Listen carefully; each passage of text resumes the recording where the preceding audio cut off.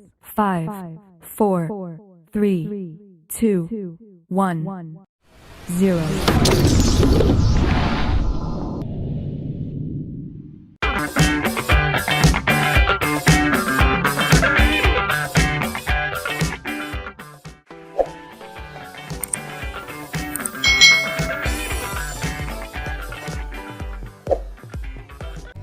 Hai, selamat datang di channel YouTube Kak Citra. Apa kabar adik-adik semuanya? Kak Citra berharap kalian dalam keadaan yang baik, sehat, dan siap untuk belajar ya. Hari ini kita akan belajar bersama-sama untuk mata pelajaran tematik kelas 2. Kita belajar di tema 7, kebersamaan, subtema 3, kebersamaan di tempat bermain, pembelajaran yang keempat. Mari adik-adik kita belajar dengan penuh semangat ya. Adik-adik, di sini ada bacaan yang berjudul Bermain di Halaman Sekolah. Di dalam SD Nusantara 01 terdapat halaman. Banyak siswa bermain di halaman ketika jam istirahat. Berbagai permainan dilakukan oleh para siswa adik-adik. Siti dan teman-temannya sedang bermain ular naga. Bagaimana ya cara memainkan ular naga itu? Yuk kita cari tahu bersama-sama. Permainan ular naga itu dimainkan oleh banyak orang adik-adik sambil bernyanyi, ular naga panjangnya bukan kepalang, menjalar-jalar selalu riang kemari, umpan yang lezat itulah yang dicari. Ini dianya yang terperangkap. Seperti itu adik-adik lagunya ular naga ya. Mungkin ada beberapa versi. Nah, kalian bisa pelajari lagunya. Nah, cara bermainnya adalah seperti ini. Peserta harus membagi tugas nih adik-adik. 2 orang akan menjadi gerbang, lalu 1 orang akan menjadi induk naga, dan lebih dari 1 orang akan menjadi anak-anak naganya. Permainan dimulai ketika induk naga dan anak-anaknya akan berputar melalui gerbang sambil bernyanyi. Nah, setiap saat kedua gerbang akan menurunkan tangannya sambil menangkap anak naga. Nah, biasanya anak-anak naga akan ketakutan untuk ditangkap. Baru setelahnya gerbang akan menawarkan diri pada anak naga yang baru ditangkapnya. Bila sudah menjadi anak gerbang, anak itu akan berpegangan pada induknya. Begitu terus hingga induk naganya tertangkap dan permainan dilanjutkan dengan induk naga yang baru. Nah, induk naga yang baru itu dipilih dari gerbang yang anaknya paling banyak. Itu cara bermain permainan ular naga. Bisa kalian praktekkan ya bersama dengan teman-teman kalian. Nah, adik-adik, ayo kita mencari tahu informasi tentang permainan kesukaan dari teman-teman kelas kalian nih. Coba adik-adik tanyakan, apa sih permainan kesukaan dari teman-teman kelas kalian? Mungkin ada yang suka bermain boneka, kasti, bermain sepak bola, bermain basket, bermain dakon, bermain engklek atau sudamanda. Mungkin ada yang suka bermain kelereng, dan masih banyak lagi. Nah, adik-adik, permainan kesukaan dari setiap teman-temanmu pasti berbeda-beda ya. Antara teman yang satu dengan teman yang lain mungkin akan berbeda permainan kesukaannya. Lalu bagaimana sih sikap kita nih kepada teman-teman yang memiliki permainan kesukaan yang berbeda dengan kita? Nah, sikap kita seharusnya yang pertama nih, contohnya kita harus tetap mau bermain bersama ya adik-adik ya, walaupun berbeda permainan kesukaan. Lalu tidak boleh mengejek permainan kesukaan teman ya. Apaan, masa permainannya sukanya boneka? Ya, nggak boleh seperti itu adik-adik, tidak boleh mengejek ya. Lalu kita harus saling menghormati, dan di sini bisa saling membantu, bisa saling bergantian ketika bermain. Misalnya kita bermain mobil-mobilan dulu, setelah itu bermain sepak bola ya, misalnya seperti itu juga bisa adik-adik. Jadi walaupun kalian berbeda permainan kesukaan, tetapi kalian harus tetap hidup rukun. Adik-adik, Siti menyampaikan bahwa ia telah membaca cerita tentang semut dan belalang bersama teman-teman kepada ibu guru. Siti dan teman-temannya ini diminta mencari kata sapaan pada cerita tersebut. Nah, ini ada cerita semut dan belalang. Yuk kita baca bersama-sama. "Kamu mau kemana, Mumut?" tanya Lala si belalang. "Aku sedang jalan-jalan sambil mencari makanan, Lala," jawab Mumut, ini si semut adik-adik. "Hati-hati di jalan, Mut, semoga kamu mendapat makanan yang banyak. Aku pergi dulu ya," kata Lala. "Iya Lala, kamu juga hati-hati di jalan," pesan Mumut. Nah, lalu Mumut pergi adik-adik. Mumut bertemu dengan Kribo. "Ada yang bisa saya bantu, teman?" tanya Mumut. "Emang kami teman kamu? Jangan sok jadi teman lah. Sekarang cepat serahkan makanan itu," kata Kribo mengancam Mumut. Lalu Mumut berkata, "Aku tidak akan menyerahkan makanan ini. Aku mencarinya dengan susah payah." Nah, ini tadi penggalan cerita semut dan belalang. Nah, adik-adik, di sini kita akan mencari tahu tentang kata sapaan yang ada pada fabel tadi adik-adik. Nah, dalam dongeng tersebut ada kata sapaan. Masih ingatkah kalian tentang kalimat atau kata sapaan adik-adik? Yuk kita ingat-ingat kembali ya. Kata sapaan merupakan suatu kata yang digunakan untuk menyapa orang lain dengan memperhatikan etika serta norma dalam berbahasa adik-adik. Jadi jangan kita menyapa dengan sembarangan ya adik-adik ya. Apalagi menyapa dengan kata-kata yang menyinggung orang lain. Nah, kata sapaan itu merupakan sebuah kata yang digunakan untuk menegur ya, menegur sapa orang lain saat berbicara atau saat bertemu. Lalu kita belajar jenis-jenis kata sapaan. Nah, jenis-jenis kata sapaan itu ada kata sapaan yang menunjukkan kerabat atau keluarga. Misalnya kalian memanggil kakek, nenek, itu ya, bapak atau ayah, ibu, paman, bibi, abang, kakak, adik, ananda, mas, mbak. Nah, ini adalah kata sapaan.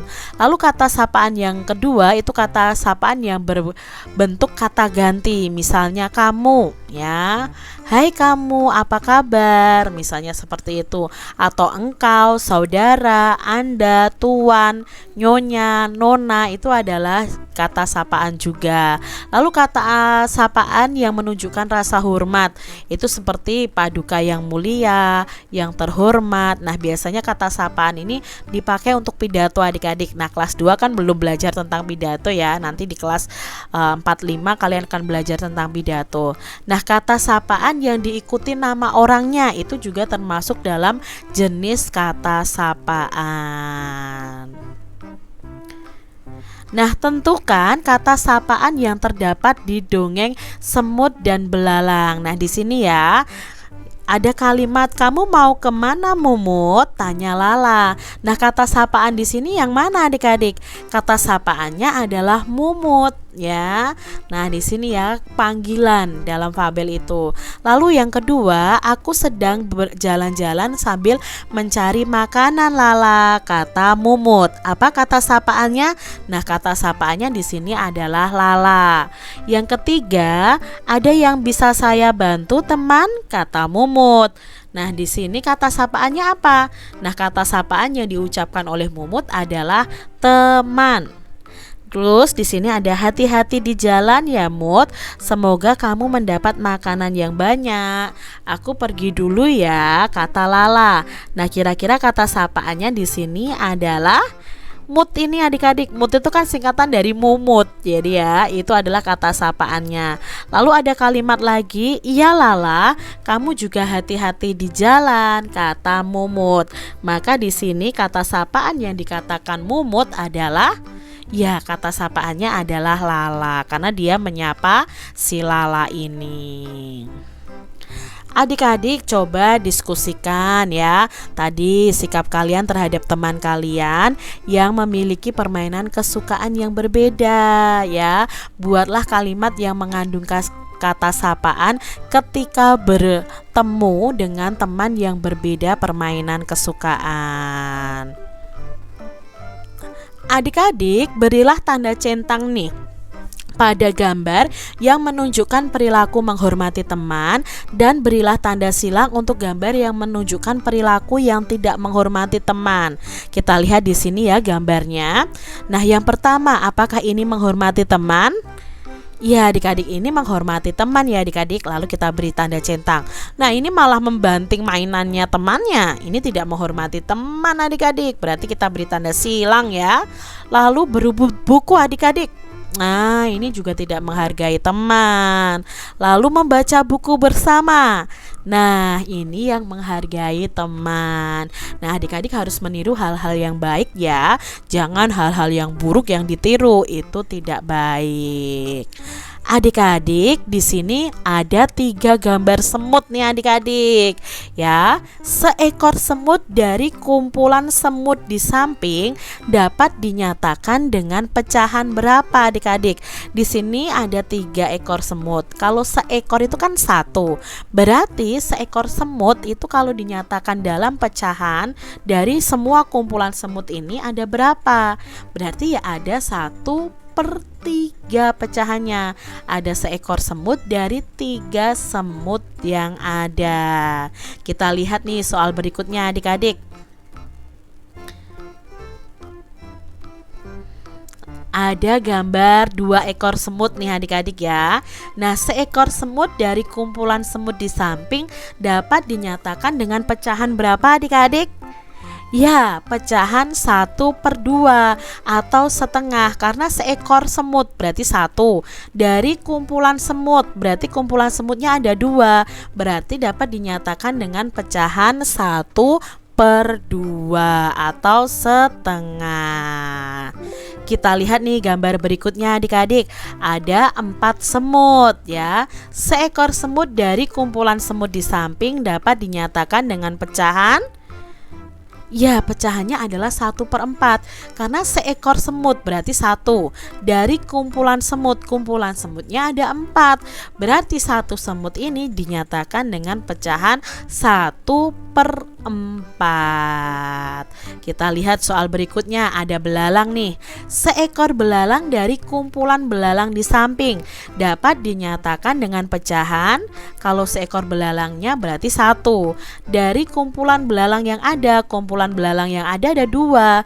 Berarti 1 belalang ini bisa dinyatakan dengan pecahan setengah atau 1/2. Lalu berikutnya adik-adik ada 3 belalang. Nah, seekor belalang dari kumpulan belalang di samping dapat dinyatakan dengan pecahan. Seekornya 1. Dari kumpulannya ada 3. Berarti 1 ekor ini bisa dinyatakan dalam pecahan 1/3. Nah, adik-adik, mari kita warnai gambar di bawah ini sehingga menunjukkan pecahan. Warnai bangun yang menunjukkan satu bagian utuh dengan warna biru. Lalu beri warna merah untuk pecahan setengah dan beri warna hijau untuk pecahan 1/3 dan warna kuning untuk pecahan 1/4. Ini gambarnya adik-adik. Kalau Kak Citra warnai, mana sih yang setengah, mana yang 1/3, mana yang 1/4 dan mana yang utuh? Nah, ini jawabannya. Yang merah ini menunjukkan pecahan setengah karena benda itu dibagi menjadi 2 sama besar. Ya, ini dibagi menjadi 2 sama besar. Ini juga adik-adik, ini juga sama besar. Ya, ini juga sama besar kalau dibagi menjadi 2. Nah, yang utuh itu yang berwarna biru, berarti tidak dibagi. Lalu yang 1/3 itu berarti dibagi 3 menjadi sama besar. Nah, ini dan ini adik-adik. Ya, yang hijau ini pecahan 1/3. Lalu yang warna kuning ini adalah pecahan yang menunjukkan 1/4 karena dibagi menjadi 4 bagian yang sama besar. Nah, ini Kak Citra, kenapa ini tidak diwarnai kuning? Ini kan bisa 1/4. Jangan lupa adik-adik, suatu benda dikatakan pecahan 1/4 itu jika dibagi menjadi 4 bagian sama besar. Tapi kan ini tidak dibagi menjadi 4 bagian sama besar. Ini besar, ini besar, ini kecil, ini kecil. Berarti ini tidak 1/4 bagiannya masing-masing. Jadi ini tidak diwarnai.